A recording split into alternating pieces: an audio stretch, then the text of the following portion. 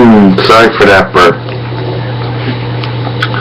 Hi everybody, it's me, Sailor Moon, and it's me, Ruby is here, and today we're going to review SummerSlam. Well, SummerSlam started out with Sheamus versus Randy Orton, and it was a really good match. I mean, Sheamus and Randy Orton, in my opinion, they work very well. Everybody else thinks that Sheamus and Randy Orton don't work very well, but that's their opinion. And I think that Randy Orton and Sheamus did a really good job in this match.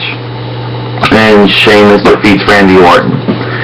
Then it was the tag team match featuring, well, the New Day stable, consisting of Big E Langston and Kofi Kingston, versus the primetime players Darren Young and Titus O'Neil, versus the Lucha Dragons Kalisto and Sin Cara, versus the Los Matadors Diego and Fuego. And this was a really good tag team match. I mean, yeah, it was good. I mean, there were a lot of good moments in this match, and the tag teams did a good job. I mean, you didn't know who was going to win from the way that they were coming in and breaking up the pinfalls and doing the moves and stuff. But at the end, it was a New Day. Big E Langston and Kofi Kingston, along with Xavier Woods, defeating the primetime players Darren Young and Titus O'Neil, the Lucha Dragons, Kalisto and Sin Cara, and the Los Matadors Diego and Fuego. Next, it was Dolph Ziggler versus Rusev. Lana with Dolph Ziggler and Summer Rae with Rusev. Really good match. I mean, Dolph Ziggler and Rusev did a good job in this match. I enjoyed it. I mean, they did a lot of good moves in this match. It was enjoyable, but Dolph Ziggler and Rusev both get counted out, so there's no winner in this match. Can I go on now? And next was Stephen O'Neil, along with Adrian Neville, taking on Stardust and King Barrett. I mean, they both worked very well together, and this was a very unusual tag team match, but we had Steve O'Neil from the show Arrow, along with Adrian Neville, and Stardust and King Barrett. Both tag teams did very well, and for being Steve O'Neil's first ever wrestling match, he did pretty well. You know, I enjoyed this, and at the end, Steve O'Neil and Adrian Neville defeat Stardust and King Barrett. After that, it was Ryback, the Intercontinental Championship versus the Big Show and The Miz. And this was a really good match. I mean, you saw Ryback and the Big Show try to take each other out. You saw The Miz try to get pinfalls on the Ryback and Big Show when he thought he could. It was a really good match. And at the end, Ryback retains the Intercontinental Championship and defeats the Big Show and The Miz. And then it was Roman Reigns and Dean Ambrose versus Bray Wyatt and Luke Harper. Really good tag team match. I mean, Roman Reigns and Dean Ambrose do very well as a tag team, and so does Bray Wyatt and Luke Harper. I mean, this is a really good match, and I enjoyed it. I thought there were some really good moves in this. At the end, Roman Reigns and Dean Ambrose defeat Bray Wyatt and Luke Harper. Then we had Team Bella. Well, then you had Seth Rollins, WWE World Heavyweight Champion, versus John Cena, the United States Champion, both belts on the line.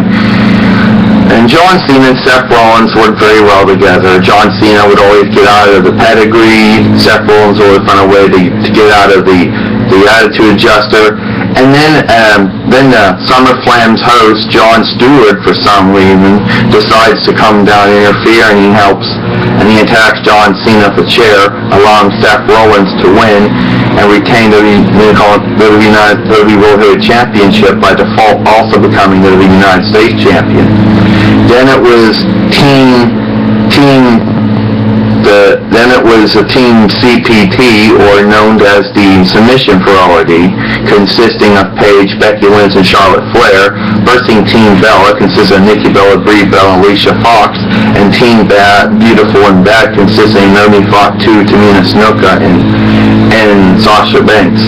This was a really good women's match. I mean, all of them worked very hard.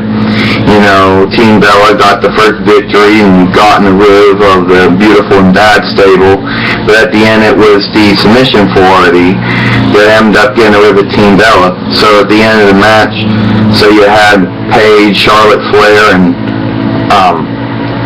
Becky Lynch defeat Beautiful and Bad. Naomi fought too, and Tamina Snuka and Sasha Banks, but also defeat Team Bella, Nikki Bella, Brie Bella, and Alicia Fox. Then we had Kevin Owens versus Cesaro. Can I go now, famous? And yes, sure. And this is a really good match. I mean, there were a lot of good moves going on. Kevin Owens and Cesaro worked very well together. You didn't know who was going to win. You thought maybe Cesaro was going to win. You thought maybe it would be Kevin Owens, but at the end, Kevin Owens defeats Cesaro. Then it was The Undertaker versus Brock Lesnar. And this was a really good match. I mean, The Undertaker did some good moves in this match. So did Brock Lesnar. At one point, even Brock Lesnar got busted open, and each of them were getting desperate because Brock Lesnar would kick out of Tombstone Piledriver, and would kick out of the F5.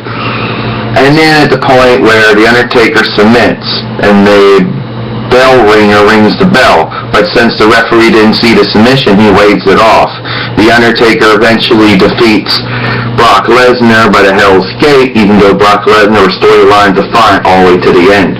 And at the end of the match, The Undertaker defeats Brock Lesnar. Paul Heyman gets pissed off, rings the bell, and claims that his victory, The Undertaker's victory, was non-void according to him, and that Brock Lesnar was still the victor, even though technically the referee restarted the match after the timekeeper and bell ringer rang the bell on The Undertaker's submission because the referee didn't see it, and since the referee didn't see it, the referee restarted the match.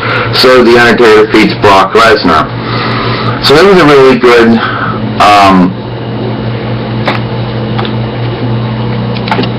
So this was a really good SummerSlam. All the matches were really good too. There were even some Jon Stewart segments, but you know, he wanted to interview Brock Lesnar. He wanted Mick Foley to back him up, but Mick Foley said since it was Brock Lesnar, he wasn't going to be able to help him in the interviewing. And Jon Stewart confronts Paul Heyman and tells him he didn't appreciate the Brock Lesnar defeating The Undertaker's WrestleMania streak.